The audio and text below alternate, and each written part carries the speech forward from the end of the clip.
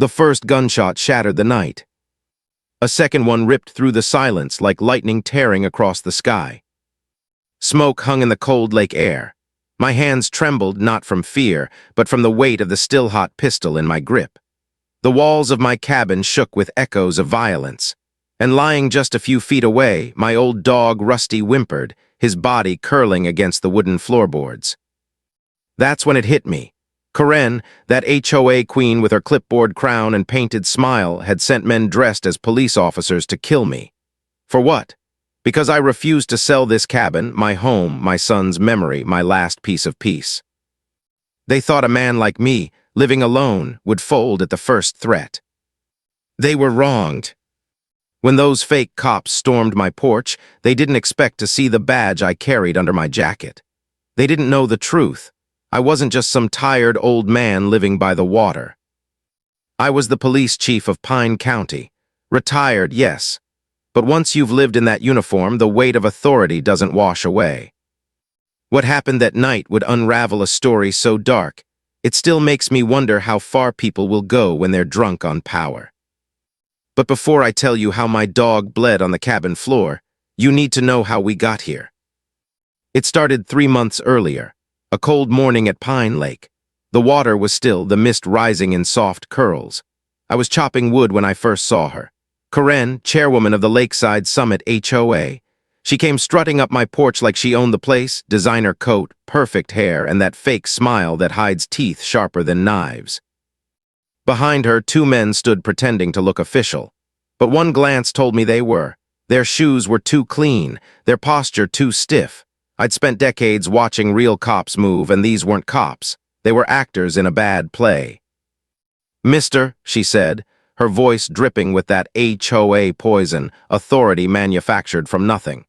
"We need to discuss your property's compliance with community standards." I wanted to laugh. My cabin had been here for 15 years before her HOA even existed. I built it with my own hands after retiring from the force. Every log, every nail, every shingle placed in memory of my son. Was only 24 when he died. They called it a routine traffic stop gone wrong.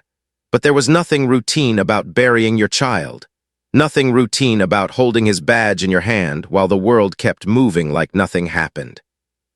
Before he died, had left me a gift, a golden retriever puppy, Rusty, I remember's words. "Dad, if anything happens to me, take care of him. He understands you." And he was right. Every time I looked into Rusty's eyes, I saw staring back. Loyal, protective, brave.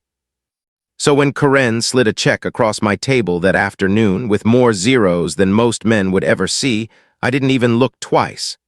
She wanted my land for some resort project backed by a company called Crimson Holdings. She thought money could buy silence, but I was never for sale.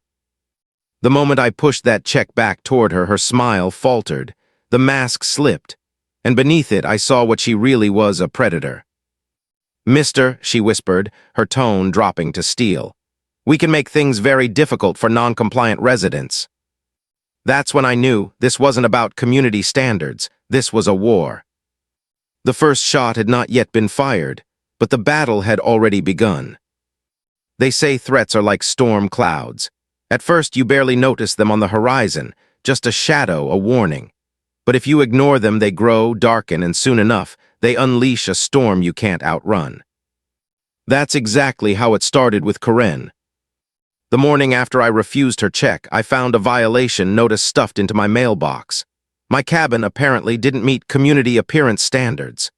Funny thing is, my cabin existed 15 years before their HOA was even born. But I knew what this was, not a warning, a shot across the bow. By the end of the week, 3 more violation letters arrived, each more ridiculous than the last. Unauthorized modifications, improper landscaping, non-compliant fencing, all lies, all harassment. But it wasn't just paper threats. That same week my power went out only at my property. Twice. My water pressure dropped to a trickle. The internet cut off, no explanation. And every time I tried to fix it, I'd spot the same dark SUV crawling slowly past my cabin, windows tinted so deep I couldn't see the driver. Rusty noticed before I did. That old dog, 12 years on this earth, suddenly started acting like a puppy again, but not in a good way. Every time the SUV rolled by, he'd plant himself between me and the window, hackles up, eyes fixed, silent but shaking. See, dogs don't lie about danger. Humans rationalize. We tell ourselves it's just coincidence, just imagination. But dogs, they know, they feel what we try to ignore. And Rusty knew we were being watched. One night I opened my mailbox and found something worse than a notice. A listening device. Small, cheap, poorly hidden. Someone had been eavesdropping on me. Someone wanted to know my moves, my habits, my weaknesses. But they'd made a mistake. They underestimated me. For 25 years I was a cop, not just a street cop. I specialized in organized crime, fake credentials, phony warrants, confidence schemes. I'd seen it all.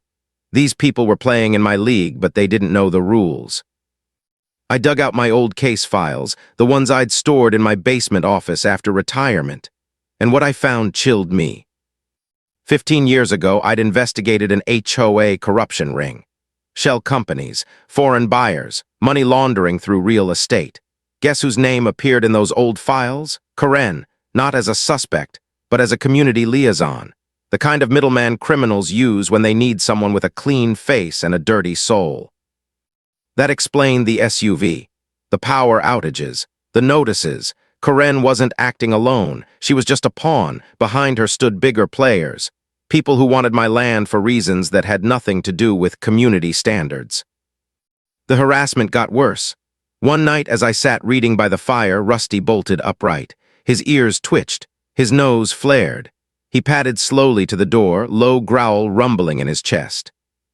Then I heard it too, footsteps outside, heavy, cautious. I grabbed my flashlight, swung the door open, and found no one, just the trees, the lake, silence.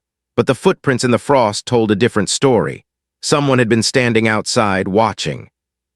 By now, I knew what they were doing. They were trying to break me down, not by attacking head-on, but by chipping away bit by bit until I surrendered. Classic intimidation tactics. But here's the thing. When you've already buried your son, you stop fearing shadows. You stop bowing to bullies. One evening, as I poured myself a cup of coffee, Rusty did something he hadn't done since was alive. He put his head on my knee and whined. Low, sad, almost pleading.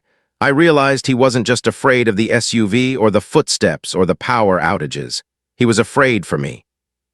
And in that moment, I understood something I hadn't before. This wasn't just harassment. This was preparation. They weren't trying to scare me. They were softening me up for something much, much worse. And when the storm finally hit, it wouldn't be letters in the mailbox. It would be men with guns. They came at 3:17 in the morning, the kind of time the world forgets exists until something violent reminds it. Snow had powdered the pine boughs. The lake lay black and still, like a held breath. I was half asleep in the living room when lights flashed across the curtains, hard and clinical. At first I thought it was a car accident on the road, then the sound of boots on the porch told me otherwise. My heart didn't quicken. Years of service had trained it to stay steady when everyone else panics. But my hands went calm and methodical, the kind of calm that people mistake for bravery when it's just practiced habit. Rusty sat up, ears pricked, eyes the color of knowing. He didn't need to be told. He knew in the way dogs always do that tonight was different. A voice called through the door. Pine County Sheriff's Department. We have a warrant to search these premises for illegal weapons. The words were clipped, practiced, loud enough to feel official. Someone had learned the script. It was always the script that comforts cowardice. But a script can be memorized by anyone. Authority can't. Authority is in the way a man stands, the way a name is said, the tiny rituals that mean you belong to something that carries weight. These men were missing those rituals. They were playing dress-up in someone else's life. I put on a sweater, walked to the door, and opened it a crack. Frost bit my knuckles. There were 3 of them on the porch, heavy coats, dark helmets, state trooper printed in vinyl across the chest. The lead man held what looked like a warrant, his breath puffing white in the cold. He wore the kind of arrogance practiced by people who think money and threats can buy certainty. Behind him, the other 2 clustered, their posture tight, eyes flitting like the guilty do. "Mister," the leader said, "step outside with your hands up." Behind his words was an implication. Compliance would be easy and anything else would be messy. He didn't know me. He didn't know the house the way I did. He didn't know that beneath the floorboards, in a room with a lock and a single bulb, lay the things they wanted most, not a set of weapons, but paper and records, the final threads of a net they'd spent years weaving. "Show me your identification," I said, slow and deliberate. "Badge numbers, dispatch confirmation." The leader's jaw tightened. He fumbled. His badge hung crooked, the metal tacky and unfamiliar. The font on the warrant was wrong, the judge's signature looked like a photocopy. Little things, tiny mistakes that mean everything. These weren't trained professionals. They were men who watched too many TV shows and thought they'd learned the world. Rusty didn't bark. He stepped toward the door, body low, a threat wrapped in fur, his gaze fixed on the leader's face as if remembering. Dogs are time travelers in ways we are not. A smell, a voice, a stance, and memory opens like a wound. Rusty had been 9 months old the night died. He'd been in the car. He'd been learning who to trust. Something in the leader's cadence made Rusty's body tighten in a way that said he recognized something more than uniform. "Control your animal or we'll consider it a threat to officer safety," the leader barked. Words like that are meant to frighten. They assume the person in the house is inexperienced, weak, alone. They forgot that all the years I'd spent arresting people taught me how to read bluff when it stood on my porch. Rusty leapt, not to attack, to protect. He'd been trained by instinct, by the memory of my son's laugh, by nights when he curled against my chest and the world felt less impossible. He launched at the nearest man's boot, low and furious. For a second everything moved in slow motion, the dog's body, the man's hand going for his holster, the flash of a muzzle caught by a porch light. The shot cracked like a snapped branch. Rusty collapsed, a sound tearing from his chest that did not belong to a dog. It belonged to the part of you that believes the world should not be this cruel. The man who fired swallowed a curse. Blood bloomed on the floorboards like a map that led to nowhere but rage. I fell to my knees, hands going to the wound the way they'd been taught to stop bleeding on actual battlefields. I wrapped a towel around Rusty's leg with hands that didn't shake, and I felt something else happening, beneath the cold, under the panic, a methodical gear shifting my brain into work mode. Fear is a tool if you make it one. "You're under arrest for impersonating law enforcement," I said, voice even, as I kept one hand on the towel and the other in my pocket where my phone sat. "Put your hands where I can see them." They laughed at first. Maybe they thought the old man with the flashlight and the bleeding dog couldn't mean it. The leader's smile was thin. "We have federal authorization," he said, voice rough with rehearsed certainty.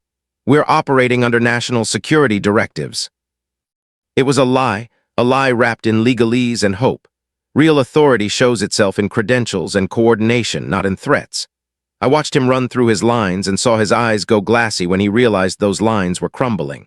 He tried to keep the performance intact, to bluff with words about higher-ups and classified operations, as if some invisible badge would make everything true. But his radio was a cheap knockoff, static crackling like a bad signal. One of his partners wore his holster upside down. The boots were mall-grade. Small things, again, that add up like proof. While the other two stayed back, watching the perimeter the way they'd been taught on YouTube, the leader stepped forward as if to assert control. "Step aside, old man," he said, "or we'll take measures." He had the look of a man deciding whether to surrender a script or to live a scene to its final lie.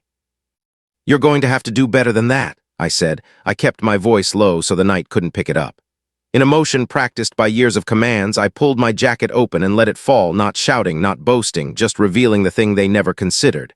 The metal badge glinted in the porch light. Pine County Police. Not a souvenir, not a prop. A badge that carried a lifetime of procedure and a weight that doesn't die with retirement. For a second the world went mute except for the slow, ragged rhythm of Rusty's breathing. The leader's face changed in a way no costume could imitate. Pride cracked into panic. You could see the calculations stuttering behind his eyes, escape routes, contingency plans, the sudden realization that their play had stepped into a room with laws that bite. "You're bluffing," he spat, "because a man clinging to a story will repeat it until it sounds true." But his voice lacked conviction. He hadn't expected to meet anyone who could parse a fake warrant in 2 seconds, who could explain jurisdiction protocols and the telltale signs of manufactured credentials. He'd thought fear would do the work. He'd bet on my surrender. Rusty whimpered. I tightened the towel, felt the heat of his blood through fabric, and from somewhere in the cold, a tired old fury rose in me like a tide. They'd come to take what was left of my son. They'd shot my dog. That was a line you don't cross and walk away from, not in my life, not in any life that remembers what it is to lose. Call your dispatch, I said, not as a question, but as an order. Call whoever you pretend to be, verify your warrant, put your name on the line. The leader's hands trembled. One of the men in the back had a cheap camera phone out, recording more for bravado than evidence. Another adjusted his vest like a costume checking seams. The air on the porch tasted metallic and old. Outside, unseen in the dark, a truck idled. Headlights like two slow questions. Somebody had called in, or maybe someone was watching. The night had become a stage and the audience had started to arrive. I held Rusty and I watched the men on my porch, listening for the moment when their performance collapsed and the truth began to cut. The shot had been fired. The first line had been crossed. Everything after that would be about what we did next. I hit record before I took another breath. The red light on my phone blinked steady and honest, while the world on my porch tried to pretend it was something it wasn't. You learn quick in this business that witnesses change everything. A confession in private is a rumor. A confession on camera is a fact that breathes.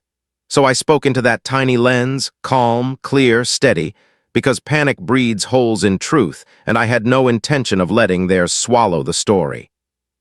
Hello, I said, voice even despite the blood on my hands.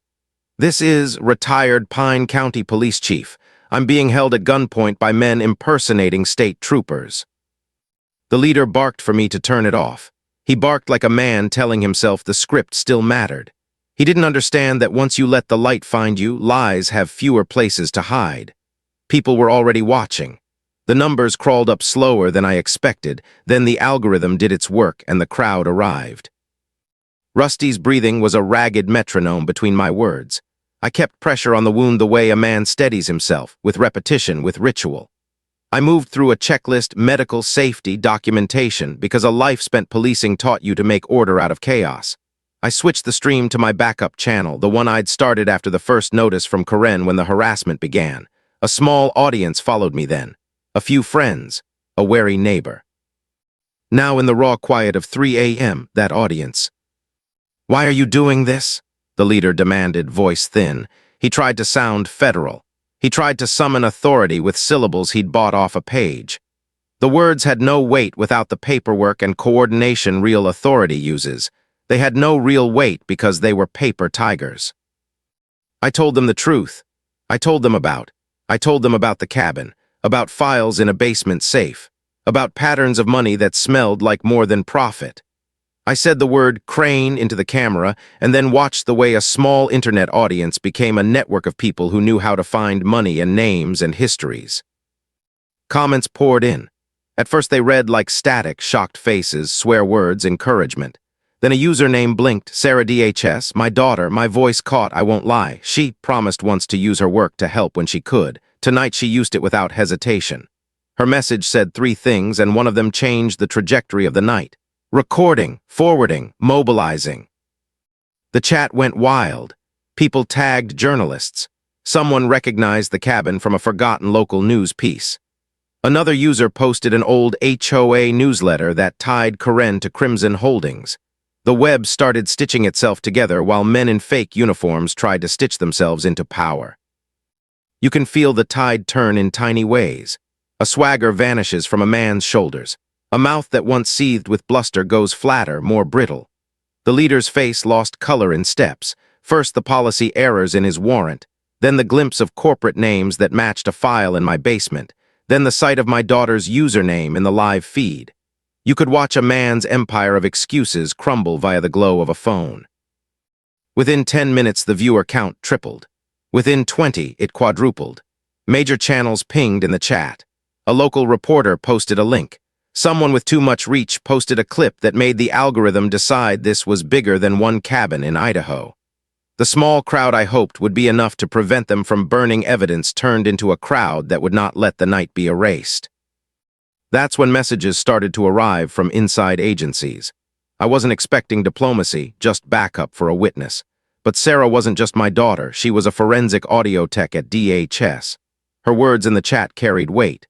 Dad, I'm live in the office. I've tagged the Sacramento field office, FBI, ATF. We're pushing signal and opening an incident. Don't move the evidence. When federal names show up in a live chat at 3:30 a.m., you feel it like a raised hand in a courtroom. The men on my porch realized their audience betrayed them. They began to argue in whispers. That sound hurt more than the leader's bluster had. They'd planned for a quiet theft, not an international courtroom of witnesses. One of the comments stopped me cold. HOA. I was Karen's assistant for 3 years, the username read. I have recordings uploading now. The chat went feral. Messages came in like detonations. He started posting files, audio clips, bank transfer records, names that wound their way from local committees to offshore accounts.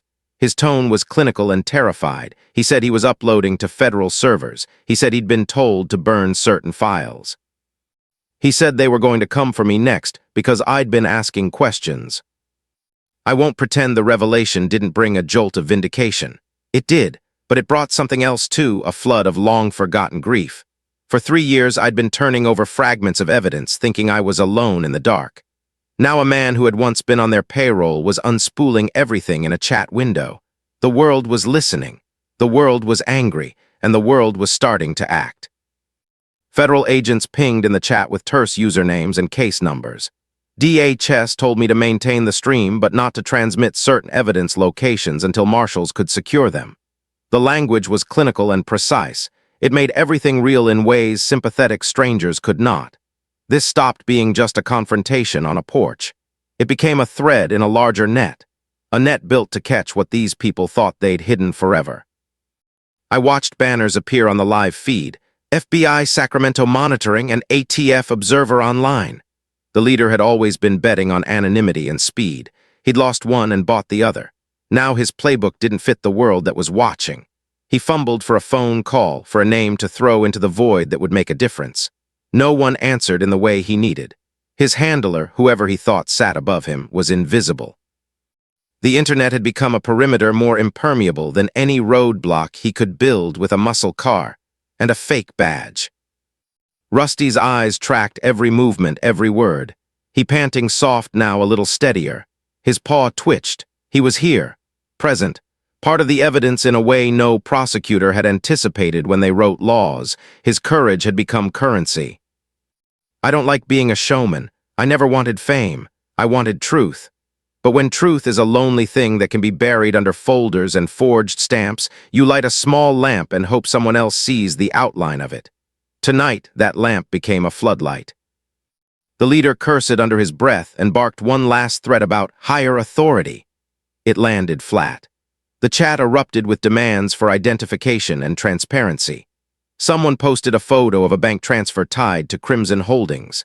Another linked an old HOA board meeting video where Karen's laughter slips into something that sounds like negotiation, not governance. Through all that noise, there was one steady voice, Sarah. Dad, hold, federal marshals are en route. They've opened 47 simultaneous investigations based on uploads. Keep stream. Document everything.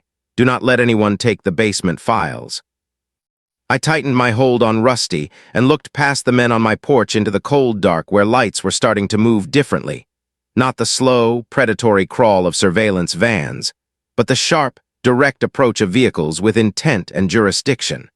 The night had filled with strangers bearing truth. There's a moment right before a tide turns when you can feel the edge of it under your feet. It is frightening. It is holy. It is a place where grief can be shaped into something that protects other people. I thought of and the puppy he'd given me. I thought of how small acts, a live stream started on a shaky phone in a shaking hand, could become bigger than one man's loss. The leader's voice broke into a whisper. Someone was on the line. He tried to bargain to claim national security to invoke names that belonged to empty networks. The feed kept rolling. The chat kept watching. The tide was moving. And for the first time since Karen came with her check, I felt that I was not alone.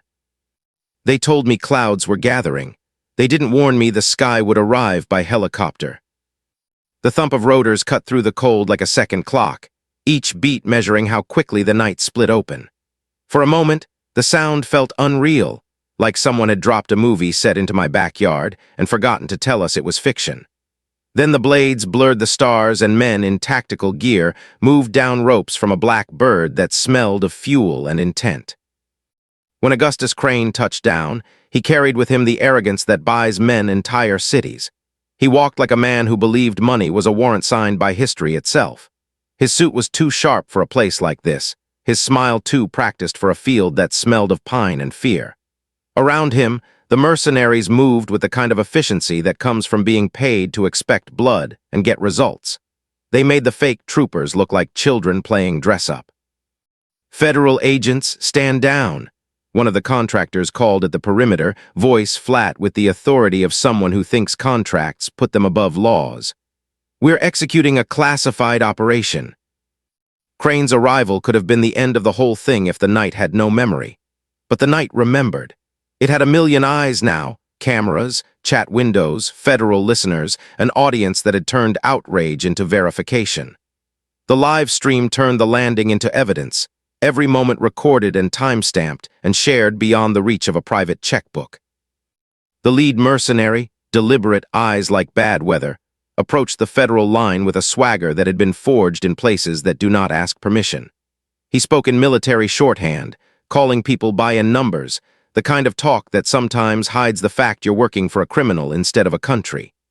"We have orders to secure classified materials and protect contractor interests," he said, as if saying the word classified could make theft into law. I held Rusty in my arms. He was bandaged, sedated, a small, warm thing wrapped in a blanket that smelled like antiseptic and old jacket. His breathing had steadied since the election of chaos earlier, but his eyes tracked everything. He was still a soldier in a fur coat, present in ways heroes sometimes are, small, stubborn, alive. Sarah's voice was in my ear, calm and cold as a scalpel. "We're monitoring their transmissions," she said. "I've routed their comms through a bridge and we're feeding it to the live stream. Let them talk to the world." Suddenly the mercenaries' chatter echoed in my basement through the laptop speakers, crisp, arrogant damning, contracts, coordinates, names, a plan to remove witnesses. It played in the living room like a confession laid over a lullaby. People typed furiously in the chat. Lawyers and analysts dissected syllables. Veterans recognized unit codes. Journalists clipped quotes. Uploads stitched the chatter to bank transfers and shell companies. Crane spoke next, voice smooth, oily. "You don't understand scale," he told the federal agents. "I operate on a level you can't touch. There are people above me who will not let this continue." He reached into his jacket like a man reaching for influence. He knew the theater of fear. He'd crafted it. He'd paid for it. He believed in the currency of intimidation. But the theater had an audience now. That audience included men and women seated in federal command centers and in living rooms, and their verdict was swift. "Mr. Crane," came the reply over a feed that was both legal and merciless, "you are under investigation for conspiracy, money laundering, and material support for foreign intelligence activities." The words were cold instruments that can cut through the soft fabric of wealth. You can tell when a man's life collapses by the tiny mannerisms that unravel. Crane's shoulders lost their set. He blinked too much, like a man trying to keep tears in a place they weren't allowed. The mercenary leader watched, inscrutable, then nudged his men with a quiet gesture. The plan had changed. Contracts that expect certainty sometimes come with exit clauses. They laid down their rifles one by one, hands up, faces hard with a soldier's calculation. Survive and testify or fight and die. One by one, the men dropped their load-bearing vests and asked for protection. Watching them surrender felt like watching a theater troupe take off a costume and find out the people underneath were human. The legal net tightened. The live stream had preserved their voices, their orders, their threats. Files had given investigators a map. The world had teeth now. There was a lull, a heavy breathing of machines and men and the lake catching moonlight, and then federal marshals moved through the perimeter with the slow precision of those who practice restraint because they fear mistakes more than they fear danger. They read rights. They cataloged evidence. They cuffed men who had once believed money would shield them from consequences. Through it all, I thought about small things, about how a dog's whimper can change a courtroom, how a phone camera held by a trembling, resolved hand can fracture empires. I thought about Rusty, about Slav, about the nights I sifted through reports and thought justice was an abstraction. Watching federal agents wheel crates from my basement felt like watching a ledger close on pages that had cost people their lives. When they finally opened a line to Crane, he was thinner than I'd imagined. The man who'd tried to rewrite neighborhoods with shell companies and intimidation now watched as his money was turned into paperwork for prosecutors. "You're making a mistake," he told the marshal, voice small and brittle. "You can't prosecute influence." "You sold influence for lies," the marshal replied, "and lies are crimes when they end in bodies."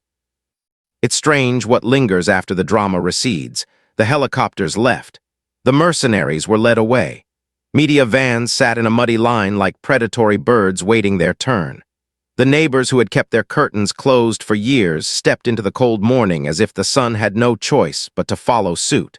Someone from a news crew asked if I would make a statement. I wanted to tell stories for days, the kind that unspooled like fabric, showing how we got here, how greed so often looks like progress and how progress can hide rot. But I thought about's face in the memory drawer in my head, and instead I said the only thing that mattered that night.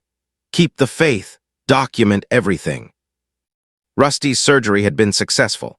The vet who'd come with federal transport had hands that knew urgency and gentleness in equal measure. They patched him up, cleaned him, and told me in a way that didn't sound like a miracle but felt like one. He would live. The relief that flooded me was obscene and holy both. Relief because the dog who had seen too much would not die, holy because his survival meant more than one life saved. It meant a witness remained. The next morning, the national conversation had moved from gossip to policy. Uploads were being cataloged by a dozen agencies. Sarah's formed the spine of an investigation that would not be allowed to die quietly.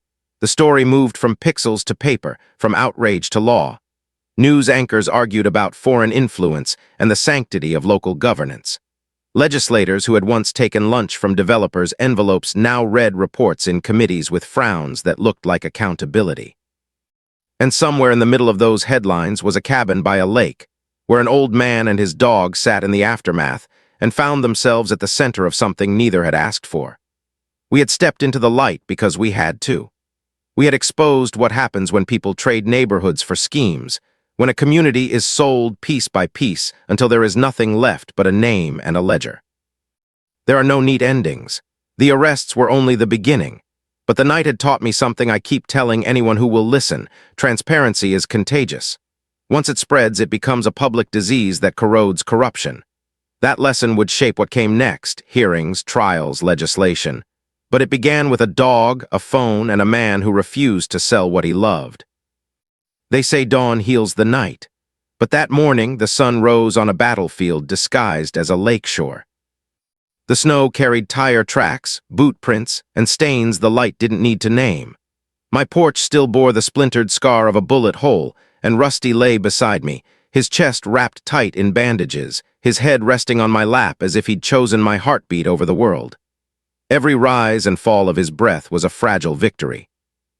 I thought maybe, just maybe, it was over. Crane in custody. Hoakaren cornered. Files secured. The mercenaries disarmed. But life doesn't hand you neat endings, not when corruption runs deeper than lakes and older than cabins. By noon, a black sedan rolled up the road. Government plates. Out stepped two men in gray suits and one woman with hair tied sharp behind her head. They didn't walk like reporters. They didn't smile like neighbors. They introduced themselves with badges that didn't need to be polished to prove weight. "Mister," the woman said, "you've done more than we ever expected, but this isn't finished." She laid out what they knew and, more importantly, what they didn't. Crimson Holdings wasn't just an HOA front. It was a laundering machine, siphoning money into foreign projects buried under the language of development. The fake cops were pawns. Crane was a middle-tier player. And the files in my basement? Just the tip of an iceberg that ran so deep it chilled nations. I listened in silence. My years as chief had taught me that the first words you speak in moments like these can trap you for good. So I waited, stroking Rusty's head, feeling the warmth of him against the cold reality spilling from their mouths. "What do you need from me?" I finally asked. The woman's gaze hardened. testimony, cooperation, and protection. Protection? I almost laughed. At my age, after burying, after holding Rusty bleeding in my arms, protection sounded like a polite way of saying surveillance. But her eyes told me she wasn't asking. She was offering me a way to stay alive long enough to matter. They wanted me to disappear into a safe house while their investigations unraveled. They wanted my files, my voice, my credibility as a former chief. They wanted me silent to the public but loud in their hearings. And a part of me almost said yes, it would have been easier, cleaner. But easy and clean don't honor the dead. They don't honor a boy who never got to be a man, or a dog who stood in the line of fire because instinct told him love was worth more than fear. No, I said, I'll testify, I'll cooperate, but I won't disappear. I'm not letting Karen tell the neighbors I ran. I'm not letting her rewrite this. The woman studied me for a long time, then gave the smallest nod. Not agreement, not approval, just recognition that a man who'd already lost everything wasn't easy to move. That afternoon, I walked into town for the first time since the chaos. The stares followed me. Some were grateful, some were scared. A few, the ones who'd signed Karen's petitions, who looked the other way when the notices piled up, glared with the bitterness of people whose comfort had been disrupted. Karen herself was nowhere to be seen. Her house was shuttered, her SUV gone. Rumors swirled through the diner like steam off black coffee. She'd fled to another state, she was under house arrest, she'd cut a deal. But I knew better. People like Karen don't run. They scheme. They reappear when you least expect it, with new allies, new lies, new venom. That night, as I sat by the fire with Rusty at my feet, the phone rang. An unlisted number. I almost didn't answer. But silence isn't safety. Her voice slithered through the receiver, calm, measured, mocking. You think you won, Ray? You didn't even scratch the surface. They'll replace Crane before the week's out. And you've painted a target on your back the size of your lake. For a moment, I said nothing. I let her words hang in the air the way a snake coils before it strikes. Then I spoke the truth, steady and low. The difference, Karen, is now the whole world is watching, and the world doesn't unsee. She hung up. I sat there, phone still in hand, Rusty's steady breath grounding me. And I realized something. The storm wasn't over.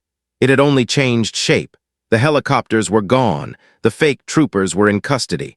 But corruption, it doesn't die when you shine a light on it. It just crawls deeper, waits longer, finds new cracks.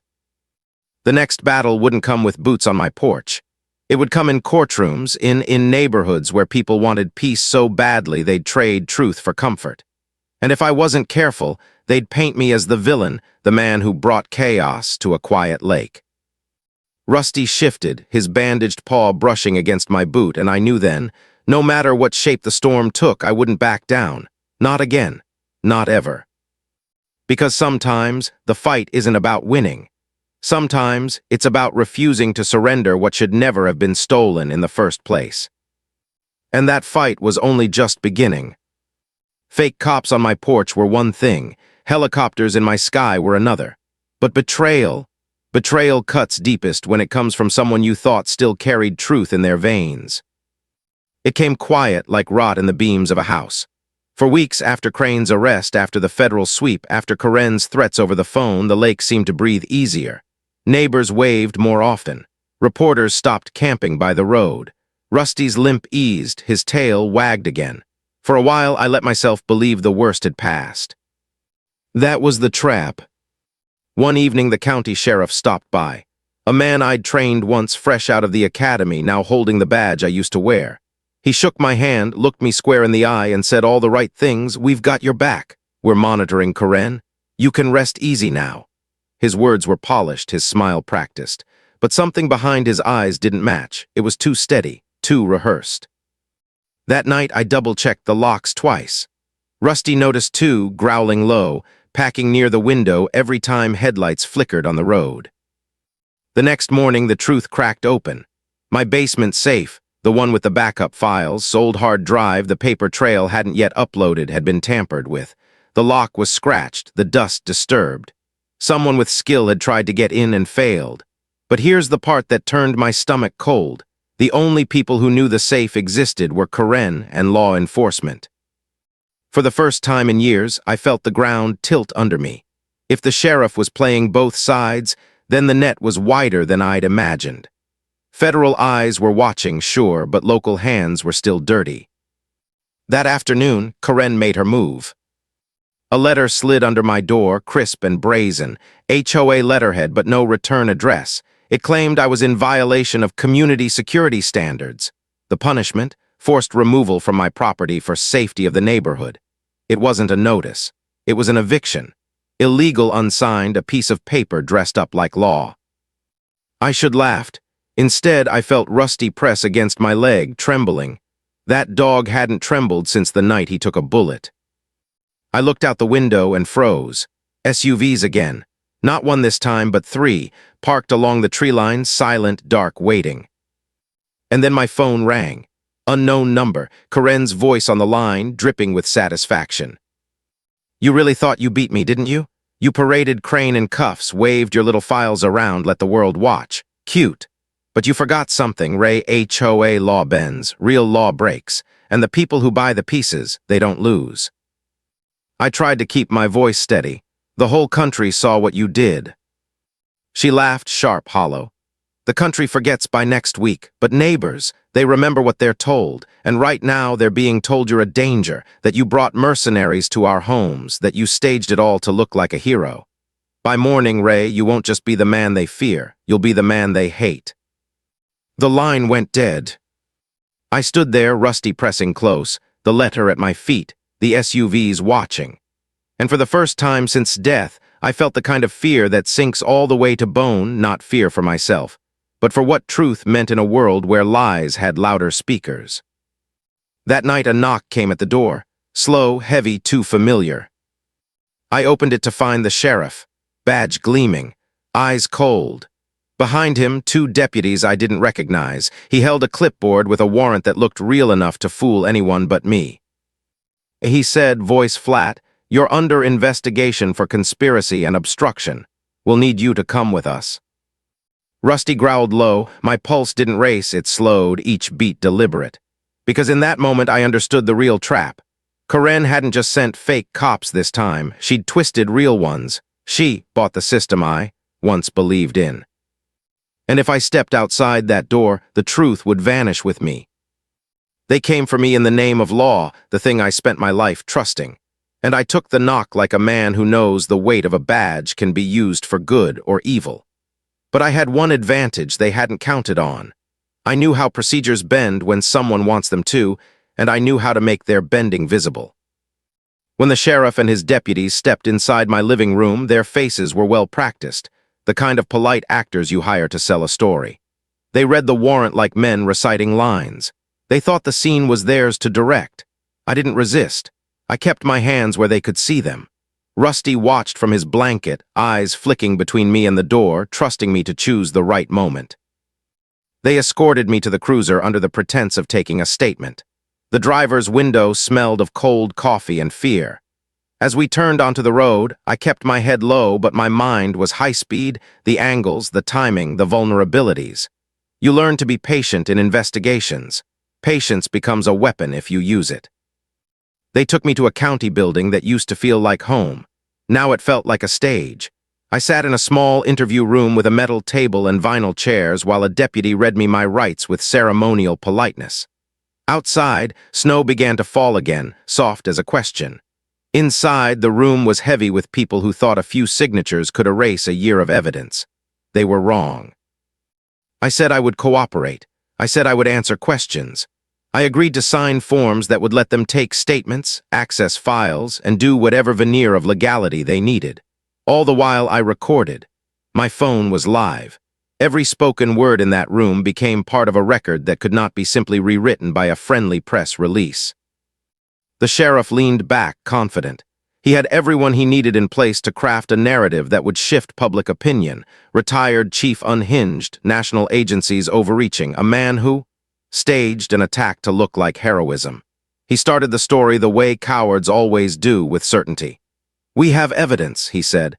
"We must follow the paper trail." Except the paper trail didn't end where he thought. I answered calmly, giving them what they could verify, but withholding the parts scheduled for federal marshals. I mentioned details only a man who had been on the inside would know. I let him think he had the bigger picture while I fed him carefully selected truths like a surgeon exposing tissue, layer by layer. I watched his face as the narrative he'd rehearsed encountered friction. He blinked a beat too long. A deputy in the room, young, nervous, shifted in his chair and glanced at the door. Small gestures. Big tells. When I asked for a glass of water, the sheriff left the room. The deputy who remained checked his phone for messages. In the seconds that followed, the tiny gears of a plan I'd been nursing for days clicked into place. My daughter Sarah, having coordinated with federal partners, had looped in a county auditor and a state trooper I once mentored. They'd been watching the feed, watching the officers' comms, matching timestamps. They called in a warrant of their own for evidence tampering and conspiracy against officials. They moved in through channels the sheriff had not expected. Audit trails, financial subpoenas, and digital forensics that don't care for smiles or badge shine. When the door opened again, it wasn't the sheriff who walked in first. It was an auditor with a stern face and a federal marshal with look-you-in-the-eye certainty. Behind them, 2 agents followed, their hands empty but their authority full. The sheriff's posture faltered. The room's temperature shifted. You could feel the change like static before a storm. They read the new warrant aloud. The sheriff's smile thinned until it disappeared. Questions started to come at him from people who didn't take cues from campaign speeches, lawyers, auditors, federal agents who asked for chain-of-custody logs, for signed receipts, for transmission records.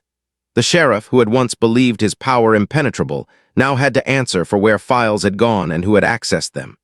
His practiced calm cracked under the pressure of precise, patient inquiry. Under oath and under lights, the truth spilled in a way only pressure and precision will coax out. Texts were produced that tied him to Coren's inner circle. Bank transfers his wife had signed matched donations to a shell company linked to Crimson Holdings. A voicemail hit a county line where he'd been recorded instructing deputies to quietly handle my problem. Every lie looks ridiculous when you watch it collate into evidence. People talk about justice like it's a sudden bolt from the blue. It is. Justice is often slow and glacial and deliberate. It becomes inevitable because the weight of evidence, when placed precisely, won't float. The sheriff was arrested that night for conspiracy, obstruction, and tampering with evidence. It was a quiet procession, handcuffs, a flat "you have the right to remain silent," the finality of a human life reduced to an administrative form. Outside, the press circled like scavengers. Inside, I sat with Rusty's blanket across my knees and felt a tiredness that wasn't fear so much as a wound knitting itself. I'd wanted truth, not revenge. But truth asked for a price. It asked me to expose corruption deep enough to unsettle trusted institutions, to risk being painted as reckless for the sake of memory. That price was heavy. It was the kind of gravity that rearranges your life to the shape of the world you want to build. The legal dominoes fell over months. The sheriff's trial revealed a network of local complicity that made headlines. Coren and Crane faced federal charges that included RICO, money laundering, and conspiracy. He told the story of how fear greased his silence and how shame bought his courage to speak. He wore witness protection, but his testimony cut clear. The man who'd shot Rusty and killed was convicted on multiple counts he could not undo. The courtrooms were packed with people who had lost someone, and with others who had found their voice in the light of exposure. Legislation followed. Law named for my son increased penalties for impersonating officers and created mandatory federal oversight for homeowners associations above a certain size. The Community Transparency Act created registries and audit requirements that made it harder for shell companies to hide behind HOA letterhead. It was not revenge dressed up as policy. It was course correction in the machinery of civic life. Through it all, Rusty healed. He limped less. He wagged more. He never forgot, but what once tightened his body into fear transformed into a steady watchfulness. Luna, his daughter born after the storm, began training with veterans and then with the FBI K-9 program. She would become, in time, a kind of living answer to what had been done, a lineage of animals who would testify not with words, but with presence that juries could understand. We kept the basement files as part of a national archive. The cabin became a small memorial, not for sensational headlines, but for the people who were lost because someone mistook power for right. Kids who grew up in the neighborhood learned about civic duty in classes framed by what had happened here. Federal agents came by to teach about fraud, about listening when small signs point to a larger rot. When I walk the shoreline now, there's a peace that feels earned. The lake reflects the sky with fewer secrets. People wave openly. Some apologize with the awkwardness of those who had to change. Others simply smile, and that's enough. I still miss in ways that press conferences and laws can't touch. You carry certain absences with you like weather, sometimes a soft drizzle, sometimes a storm that comes awake without warning. If there's a last thing I learned from that long winter, it is this. Power that fears the light will always try to hide. But light is contagious. A phone camera, a dog's whimper, a single human stubbornness, these are small torches. Left alone, they're tiny. Shared, they burn, they expose rot. They invite others to bring their torches, and when enough torches gather, you don't need to be a chief to change a system. You only need to be willing to stand where the flame can find you. Rusty sleeps at my feet now, dreaming in little dog leaps. I keeps old badge in a drawer and sometimes take it out to remind myself what we fought for.